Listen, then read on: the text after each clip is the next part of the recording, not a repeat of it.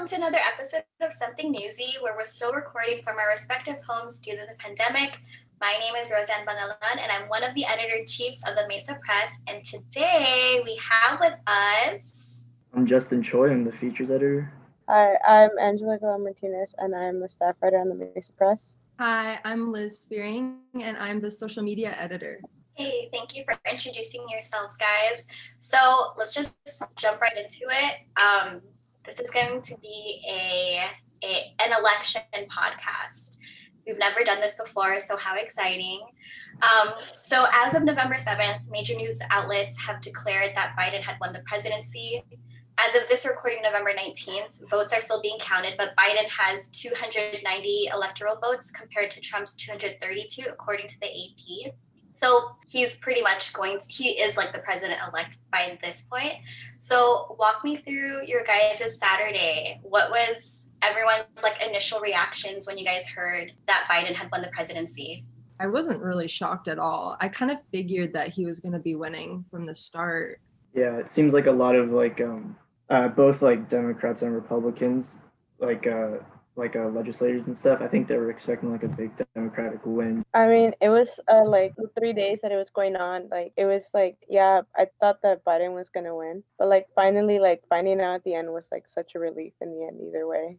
Right. So is it safe to say that no one's a Trump supporter in this? This is a safe space, guys. Is no one a Trump supporter here? I actually did vote for Trump. However, he was kind of in the lead in the beginning of the race. And then overnight, Biden was just in the lead and he kind of just took it from there. And I'm honestly not upset about it either.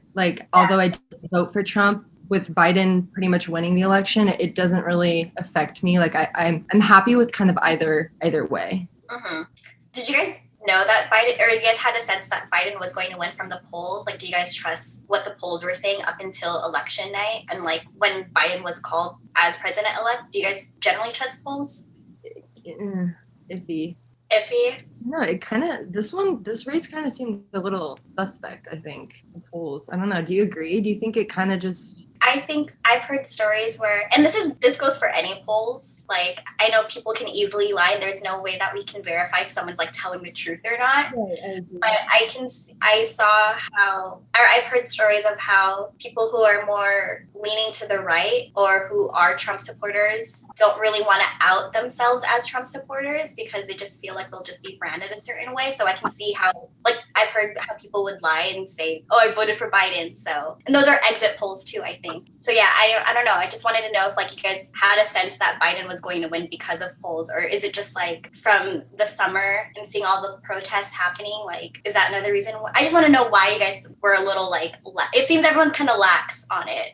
Everyone seemed like Biden was going to win. So whatever. What made you guys feel confident? That was air quotes. You guys can't see air quotes, but.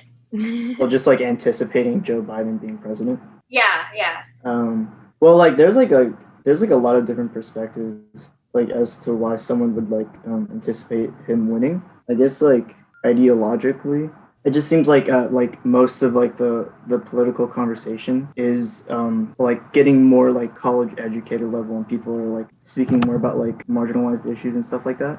And I just think that's really powerful. It's just really powerful conversations that happen a lot, and a lot on social media, which is a really powerful institution in America. So I think that kind of takes a big effect. And I think since kind of dealing with the welfare state and the working class and stuff, I think a lot of people voted for Trump in this a lot of the working class are a strong voting base, and they went for Trump for the first 4 years, and then I think they're just changing it up to more of a leftist ideology because, well, in my opinion, I think Trump kind of just brings a really intense climate, and maybe that's what the working class wanted for a little bit, but it seems now they're shifting more toward the left.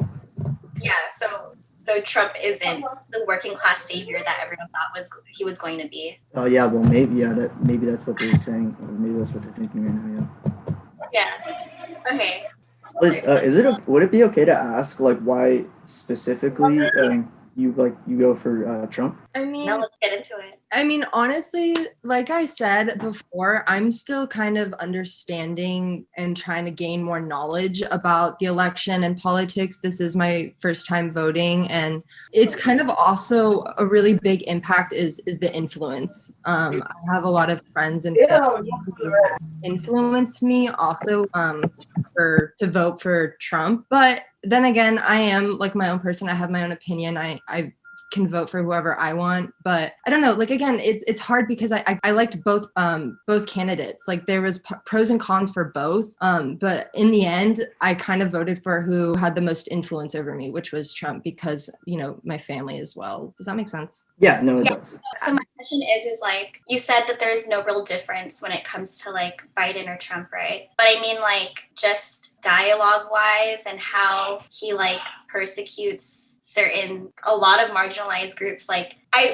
There's no way that no one hasn't heard about like kids in cages, right? Or how he has like over 20 sexual allegations against him by women. And right now he's using the Justice Department, which is super unheard of because like the Justice Department needs to be working for us. Like it shouldn't be working for the president. How he's utilizing that Justice Department to like fight against a rape accusation. So like as a woman, how does he like speak to you? I don't know. It's hard to say.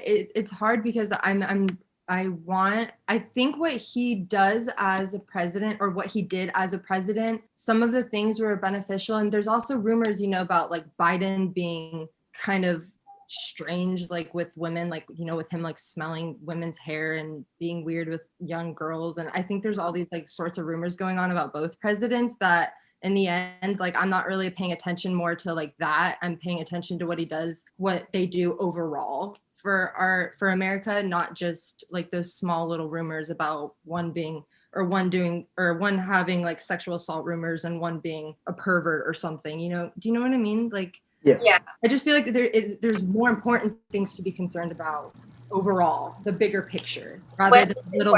Is it like the economy? Is it like providing more jobs for people? Like what's important right now during this pandemic? I mean, like look how many people have lost their jobs. Like so many people like have to really rely on unemployment benefits, and like same with me. Like I've been living off of unemployment benefits until I finally got my job working at a gym, and then we hit the purple tier, and now gyms are closing again and people have to go back on unemployment benefits. And I don't know, like I just want someone who's going to really ensure that people like me, students, are going to feel secure and feel safe and feel like we aren't going to lose all of our money and have to live at home, or for people who don't have that option, be homeless.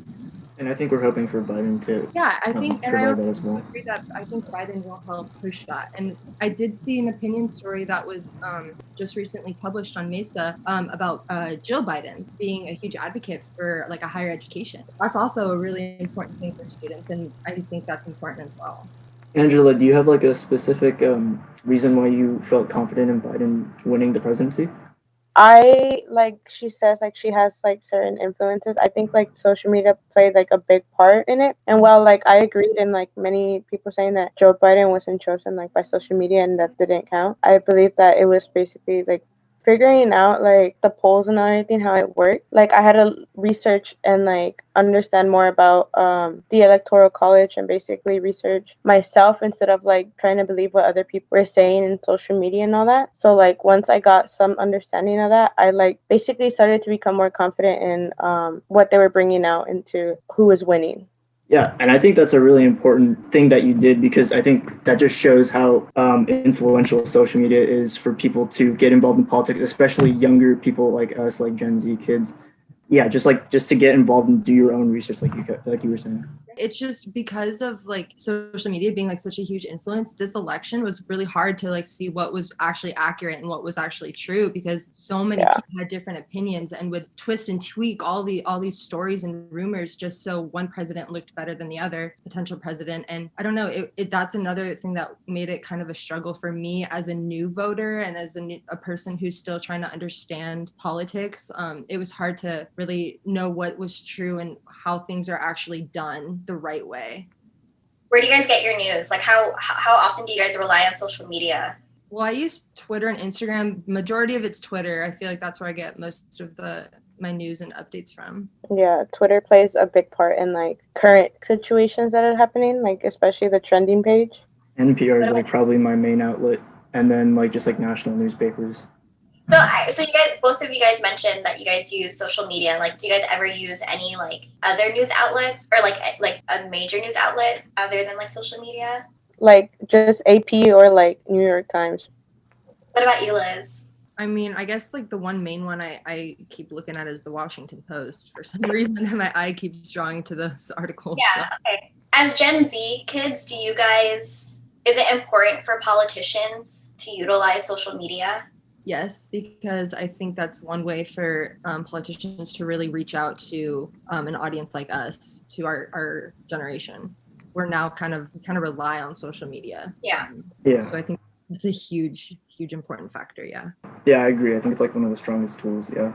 To reach out to our generation. I find it a little cringe when I see them like try to post like memes or things like that, and I'm like there's ways to pander to younger generations, but that's just like not it for me. So generally speaking, guys, what does like a Biden presidency mean to you, or what do you hope for it to like be? Well, I mean, like the one thing, like I was mentioning earlier, I think like one thing that's really important to focus on, rather than just like sensational politics and stuff, is just the people who really need, or the people who are very affected by specific laws and legislations like enacted and stuff. Anything specific? Yeah, well, not legislation, but I think the people who are directly affected are like the working class and like poorer Americans, people who kind of live in like I guess like middle America too. I think it was like really easy to see that a lot of them were leaning toward Biden, obviously. So yeah, I think it's like really important to focus on that and making sure that specific things work out for them as well. Because I think like they wanted Trump for that reason, because they needed help that they weren't getting. Yeah. What about for you, Angela? What do you want the Biden presidency to look like in the next 4 years? Basically, like Justin, it's just like being able to get more help for like the lower economy people and like the middle class, especially like basically the like farm workers and all that, like the immigrants. Like that's all a big part of like my community, especially here in City Heights. It's like the lower class and like people from all types of places come here. Yeah. So it's basically just to help out my community. Yeah, I think one thing to like specifically note on that is with the working class, like specifically like the working class whites. It's important to note that like Biden has been treating them with more respect than like other politicians have. Like in like 2016, Clinton, she referred to Trump supporters as a basket of deplorables, you know? So it's stuff like that. I think that's really important for Biden coming in. I agree. And again, to repeat on the fact that I would love to see the pandemic, I want this, whoever our next president will, Biden, I want this pandemic to start getting under control. I want people to start feeling more safe, that they're not going to be losing their jobs and they're going to be able to support not only themselves, but their family. And then another major thing is that higher education.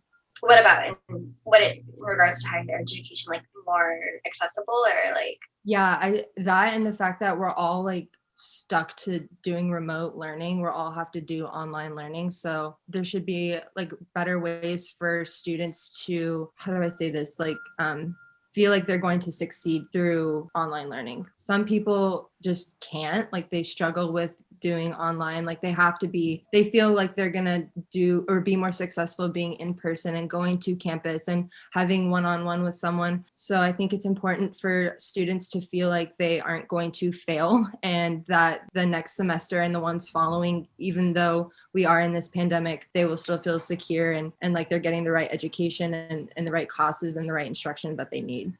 This might be like a heavy question to end it off, but I mean, the political climate right now is it's pretty heightened, right? I don't know if you guys heard, I don't know which day it was, but like at Washington DC, they had like a huge like march, and it was just like a bunch of like Trump supporters, maskless, and demanding like and just citing a bunch of unfounded voter fraud claims. So like seeing that compared to like how other people across the world, like it happened across the world, guys. Like people were celebrating over Biden's win. Where do you think like our country is going to be like in the next 3 years? I know it's like a pretty heavy question, and there's no like right or wrong answer. But like not even like where do you guys think, but like where would you like it to go from here?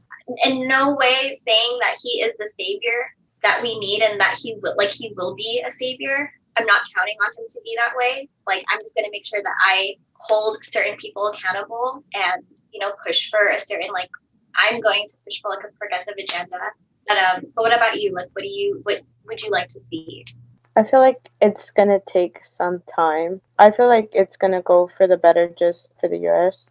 I honestly believe that with Biden being the new president, he's going to have just the right amount of passion and drive to get this country's ass back in shape. I think given maybe a year or two, like back to 2022, I think maybe around then, things will start to feel back to, I wouldn't say normal, but back to being okay and not so stressful and so worried about what's going to happen next or worried about who's going to die and all of this. And I think honestly, I think Biden was the right candidate for the 2021 president election. I think he's going to be, I don't know. I think he's going to get the job done, basically, is what I'm trying to say. I have high hopes. What about you, Justin? Well, I don't know if I can answer like what I really want it to look like, but I mean, yeah, I just think it seems like kind of unpredictable, like where the Republican Party is going to be in like a little bit, because it seems like the Republican Party had like a pretty strong hold on specific ideologies and stuff, but now it seems like more leftist ideologies and stuff like that, and just ideologies in general, like party lines are kind of being blurred. I feel like so. I don't know. I just feel like the party system is going to change a little bit. Okay. Well, thank you for joining me on an election podcast. Was that fun, guys? Yeah. Yeah. Yeah.